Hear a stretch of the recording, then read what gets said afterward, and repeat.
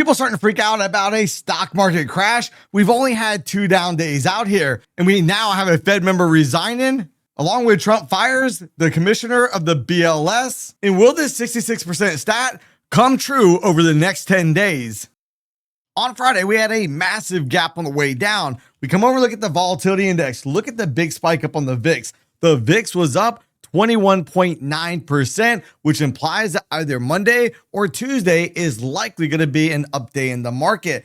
However, is that going to be nothing more than a selling opportunity? Meaning, could we simply come up, maybe fill the gap, or even halfway fill the gap and then start working our way down a little bit lower? Now, thankfully this week, we were able to hit one of the key levels, the 38% retracement, which I've been harping on for quite some time at this point. We have finally been able to take out that price point. However, we're seeing a lot of articles out there. We know that Trump has been going after Powell again and again, calling him too late. The Fed needs to lower rates right here, right now. Well, this article says, don't blame Jerome Powell or the Fed if you can't afford to buy a house right now. Now, let me know in the comment section down below, do you guys think that Powell should already go ahead and lower rates? Because on Friday, when we come over and look at the non-farm employment change, we were expecting 106,000 new jobs to be added. We only added 73,000, but wait, it's even worse than that. Not only did we miss the number, but if we expand this out here just a little bit, look at our NFP numbers on July 3rd.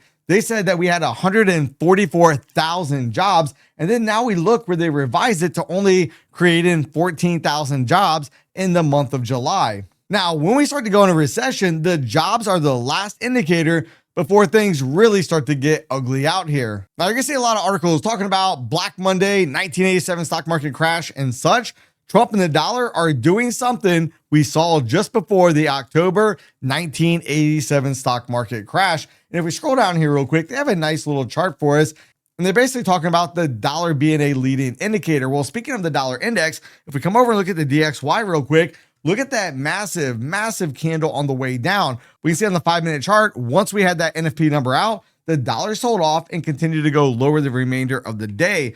But something that did not sell off was gold. We come over and look at gold. Gold not only came down towards our support zone, but now is on the move right back up. So are we going to finally resolve this upper level consolidation back to the upside as more uncertainty comes into the market? Or will gold come crashing down if indeed the equities markets start to come back here just a bit? Now Trump, after seeing the NFP numbers on Friday, Trump fires the commissioner of the labor statistics after weaker than expected job figures slammed the market. So Trump says, you know what?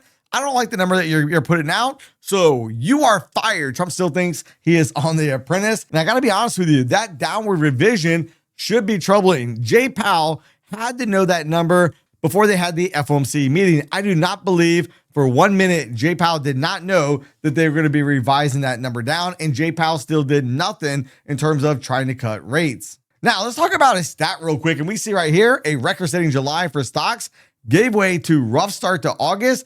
Investors may not be ready for what comes next. Now, normally, what this article goes on to say is, do not short a dull market. And if we come over and look at the S&P 500, we were chugging up here just a bit, but that article also went on to say we did not have a 1% up or down day for the entire month of July. Then if we come over and look at this stat brought to us by Wayne, which I shared this with you guys last week as well, but notice real quick, rolling weekly performance in August after a 12-month high is hit in the second half of July. And we can see real quick, look at the bottom where it says August 1st to August 12th. You can see we've been up 7 times. We've been down 21 times. And Friday being the first day of the month, we did not start off that good. If you look for the entire month of August, we're up 9 times, down 19 times. So from the 1st to the 12th, there's a 66% chance we're going to be in store for a down couple of days out here. And more likely than not, we're likely going to have a down August as well. Now, something else that's going to help out this bear narrative that, hey, this is just the beginning of the move is going to be the fact that student loan interest restarts today for millions. And what that went on to say is August 1st, the student loans, people with student loans are now going to go ahead and have to start paying more. The previous administration kept kicking the can down the road saying, hey, don't worry about it. You don't have to pay off your debt. We're going to go ahead and pay it off for you, yada, yada, yada. And some of those people probably overspent, assuming they were never going to have to pay that money back, Well, now that day has come, and that's going to reduce the amount of disposable income out here. Then we come over and look, we have a Fed governor resigning, giving Trump a nominee on the committee that sets interest rates. And we know Trump keeps saying, Powell, you got to lower rates. You got to lower rates. Nobody can afford to buy a house with interest rates the way they are. And after the jobs report that we had out on Friday, we can see now the market is pricing in an 80% chance that the Fed will be cutting rates at the next meeting out here in September. So now when we come over and look at two of the Fed members, we talked about this on the live stream when we streamed the FOMC meeting. Now, speaking of live stream, if you guys don't want to miss the next time I go live, make sure you subscribe. You have the bell notifications turned on for all. This week, we're going to be giving away Take Profit Trader accounts. And I want to go ahead and announce the winner from yesterday's video and pay close attention because you also have a chance to win a free Take Profit Trader test account. So the winner from the micro scalping rule for the Take Profit Trader test account is going to be Paul. Now, Paul, I did send you a message on your YouTube channel, so hopefully you'll reply back to me so we can get that account transferred over to you. Now, if you guys want a chance to win a Take Profit Trader test account, make sure you're signed up to the email list down below where it says giveaway, and make sure on this video, leave me a comment. Also include TPT. Use code Epitome. I want to make you guys aware of some amazing prop firm deals out there. Apex Trader Funding, 80% off all their evaluation accounts, passing as little as 1 day. Tradeify, 35% off all account sizes. Use promo code Mike for those two prop firms. Last but not least, Take Profit Trader, the prop firm with the best payout policy out there. You can get 40% off all their evaluation accounts, no activation fee, and get your test fee refunded on your first payout. To take advantage of that offer, use promo code Epitome at checkout. Now, if you guys remember, during the FOMC, we learned about the two Fed dissenters, and what was the thing that they were most concerned with? They were most concerned about the labor market, and after the news we got on Friday, I think that their concerns are definitely warranted from this point on.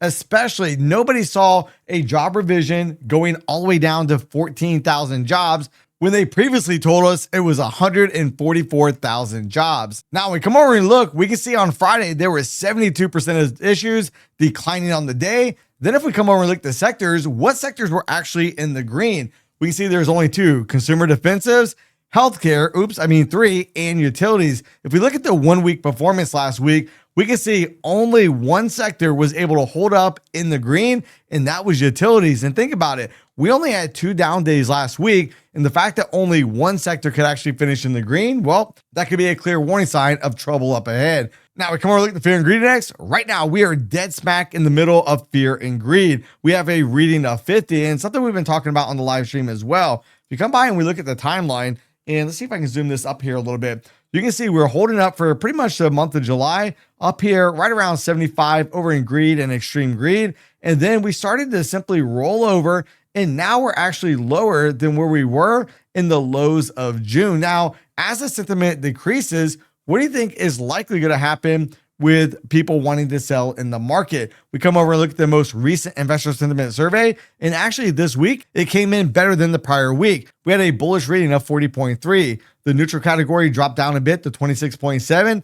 Then we had the bears drop down by 1 point from 34 to 33. Now, when we come over and look at the SPY versus HYG, and we can clearly see as the SPY was up here making new all-time highs, we look at the high yield bonds and notice they were putting in a lower high, giving us a divergent setup, which AKA could also be a clear warning sign out here. Then something I warned you guys about in last week's video as well is, let's take a look at the yield curve. Let's look at the 2-year versus the 10-year. And I said, when the yield curve starts to steepen, watch out. The market normally is not a happy camper. And what do we have? Well, we have the yield curve starting to steepen once again. And what do we see on Friday? Friday was a massive down day out there. We had a big gap, and there was basically sell, sell, sell with no letting up. Then we even come over and look at the Dow Jones versus the transportation index. Dow Jones chart on top, transportation index. Look how low this high was when the Dow was really coming right back up here and retesting these highs. Top number 1, top number 2, top number 3, and look at the transportation index. That was giving us a clear warning sign that, hey, watch out, there could be trouble right up ahead. So as we come over and look at the SPY out here on the weekly chart, notice we have this area that we've had mapped out for a little bit of time, basically candle body right up here to the candle wick. Now, if we were to grab our Fibonacci retracement tool, measure low all the way up here to the high, we can see the 38% retracement of the entire move up since April would be down here about 580.06. Now, something I would like to see take place, if indeed we're going to make it all the way down there, would be see a little bit of a push down, get a pop right back up, and then set up an A to B equals C to D pattern on the way down. We can still see the MACD indicator on the weekly chart from this point on is still looking strong. And we did have a bearish engulfing type of candle out here. On the daily chart, we had that massive gap. We got right back into the range. And two of the levels we talked about, one, high volume node on the composite profile, check mark, we hit that last week. Then the 38% retracement, check mark, hit that last week. Look at the MACD on the daily chart. Crossing, turned on the way down, trying to work down towards that zero line. Now, if we look, it's quite often the S&P will retrace to the 50% Fibonacci retracement level. And let's not be surprised, right? This highlighted area right here is that structure breakout point that we mapped out off that weekly chart. Now we dive down and start looking at the 4-hour chart. MACD looks horrible at this moment, but they are trying to give a little bit of a glimmer of a hope on that last 4-hour candle. If we can start taking out the high of the last 4-hour candle, about 623.11, then I want to try to target that gap resistance right above us and then see, do we go ahead and fill the entire gap or do we simply roll back down? Because like I said earlier, I'd like to see a move like this.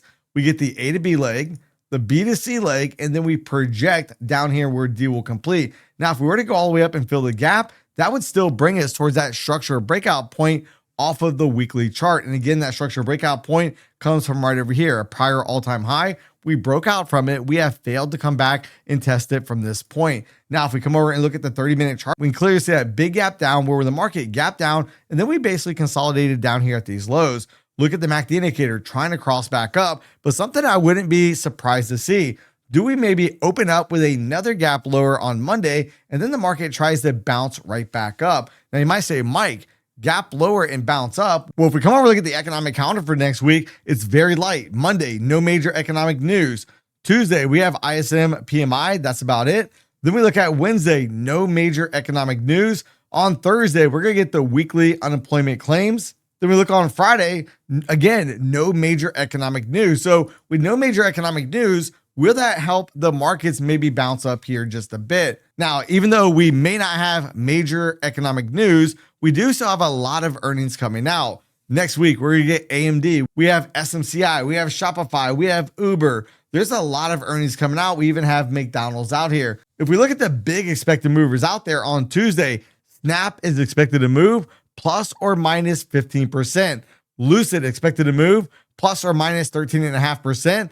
SMCI expected to move plus or minus 12, and AMD expected to move plus or minus 9%. And let's not forget, on Monday, we do have Palantir coming out with an expected move of plus or minus 12%. Now, if we look at Palantir on the weekly chart, it looks a little bit overextended. Look at the MACD indicator, starting to look like it wants to be in the early stages of rolling over. Now, if we come over and look at the futures markets real quick for the S&P 500, some of the key levels we were talking about were some of these high volume nodes if things got ugly. Now, I really didn't think we'd quite make it down there last week. You can see in 1 week, we did a lot of damage. We took out the prior week's range. We almost took out the week before, right around there, the week before that, and even the week before that. Notice we came down towards one of our high volume nodes. We have another one right here we basically touch. Then there's another one. If we keep dropping lower, the next stop will be 61.90. And then we have that point of control at about 61.45. And let's not forget, we still have that weekly minus development area. And now that the market's starting to sell off a bit, I do want to start to pay attention towards this area. And I'm going to mark that off. That's going to be anywhere from 61.06 down to about 60.83. So keep that area marked off on your chart. Now, as we come over and look at these weekly profiles, what do we have in play? Well, notice how far away from value area low we are. We close way below value, which if you guys have listened to this channel for any amount of time, you guys know the rule set that I use. Whenever we close outside of value, I expect within the next 1 to 2 sessions, we will come back and visit that. Now, since we're dealing with a weekly volume profile, 1 session will basically represent 1 week in time. And notice all in this area here, we have a minus development area of the profile. So 63.25 to about 63.49. Now, if we were to grab our Fibonacci retracement, measure from the high all the way down towards the low, notice that 50% level and the 38% retracement basically come in right near that minus development area. Now, value low is going to be 63.65. We're going to have the point of control up here about 64.09 with value area high being at 64.57.50. I got to be honest with you, unless earnings are just absolutely blowouts, I don't see a case. We're going to make it all the way up next week and take out value area high. I would like to see a move up towards value area low, because then that can start to set up an A to B equals C to D pattern on the way down. If we simply just came towards value area low and then the market turned right back down, that would bring us all the way down to 61.36, and that would be low enough to take out this point of control. However, it would not quite be low enough to go ahead and get into this minus development area off the weekly profile from the week of June 22nd. Now, as we come over and look at the daily profiles off the 30-minute chart, and I also want to take a look at the pivot points as well. Now, we're going to start off looking at the pivot points. On Friday, you can see we had a P point right up here at 63.98 and a quarter. The market never tested that level. Now, there's roughly a 70% chance on a daily basis that the pivot point will get hit at least once. So the fact that we did not hit it on Friday is going to increase the probabilities of us hitting the new P point that will form when the market's open out here on Sunday. And actually, we can calculate where that P point will be. All we have to do is add the high plus the low plus the closing price, and we can get where that P point is at. So I went ahead and did the calculations real quick, and the P point will be right here around 62.91. So if you look at where my cursor is, that's not really that far. That would put us right above value area high that we had out here from Friday. Now, if we look at the daily profiles, value area high will be 62.86.25. The point of control is going to be right down here about 62.64 and a quarter, with value area low being 62.50.25. Now, if on Sunday night, we either gap down or we do go below value area low, and then we start coming back up, I want to target the point of control. I want to target value area high. Then from that point on, I really got to think about this.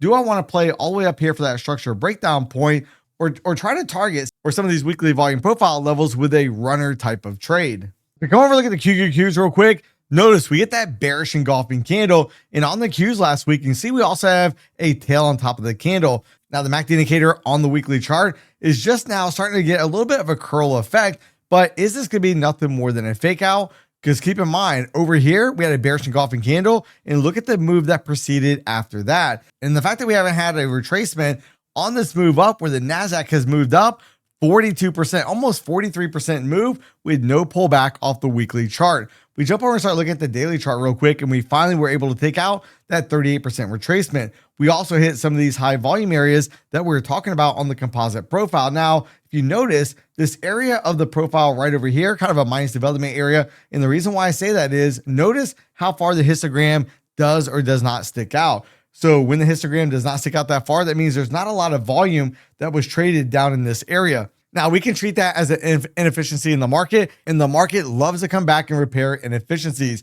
Keep in mind, we still have this massive gap up that happened on June 24th. And if you pull a fib from that low up here to the high, we took out the 38% retracement. Can we come down and start hitting some of these other Fibonacci retracement levels as well? Something I would like to see transpire, have a push down, come back up, and then set up some type of ABC pattern so we can get a little bit further downside testing. Over here on the 4-hour chart, MACD looks horrible at this moment. Now, the last 4-hour candle, kind of a candle of indecision, spinning top type of candle. Wick on the top, wick on the bottom. And if we start clearing the top of that candle, I would want to start to target gap resistance at about 558.76.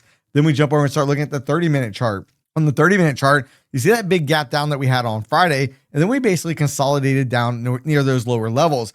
MACD indicator trying to cross on the way back up, but I want to see, do we set up some type of divergence? Do we get a little bit of a bounce and then we come down and take out the low and set up some type of MACD divergence, or maybe even go a little bit lower right at the open and then start to firm up? If we do break the low from Friday, then I'm going to use the low as my line in the sand. If we go below it, we get back up, I would then want to target that point of control. I would then want to target this next little high volume area of the profile at about 557.13, and then right up here towards gap resistance and see, can we hold a runner for the entire gap to potentially come back and be filled? Now we come over and look at the Nasdaq futures real quick. Been quite the move out here. We had a weekly range of 1,070 points. One heck of a move on the way down, and it was straight up. We put the high in London, and then from there, at that point on, there was just simply no looking back. And notice on the profile, we have a very thin structure area, an area of a minus development area, which at some point the market should come back and re-auction. Now, if we pull our Fibonacci retracement from the high down towards the low. Now, if we do go lower, we'll simply have to grab the Fibonacci retracement tool and just simply move it down just a bit. But as we look at this, notice the 38% retracement comes in right near the bottom of the minus development area at about 23,182. Now that minus development area will go up to about 23,229. And if we look at the weekly value low, that'll come in at 23,318.75. The point of control will be 23,486 and 3/4, with value area high being 23,672.75. Now, I really don't see a case this week where we make it all the way up to value area high, since we have very little economic news, unless the market is just cheering those blowout numbers. Now, with the fact that we closed outside of value, highly probable that this week or next week, we're likely going to come back and revisit value area low. Now, as we come over and look at the daily profiles on the 30-minute chart, notice we have the P point from Friday did not get hit. Very similar to the S&P 500. So on Sunday night, I want to know, where is the new P point at? That's going to be a very high probability target for me either Sunday or Monday's trading. Now, if you look at this, we're closing right near the point of control, which comes in 22,878. We have value area low down here at 22,834, and value area high will be all the way up here at 23,029. So if on Sunday night we get another gap down, then I want to start to focus on the low from Friday. If we gap down and we start getting back above the low from Friday, then I do want to target value area low. I also want to target the point of control, then value area high. Anything above that, then I kind of want to play off this minus development area right over here. Also, we have a structure breakdown point. If we mark off candle wick right up here to the candle body, that's going to be anywhere from 23,232 up here to about 23,251. And that minus development area goes from that structure breakdown point all the way to about 23,182.75. Now, if you guys would like to learn about the micro scalping rule inside of Take Profit Trader, then you definitely want to make sure to check out this next video right here.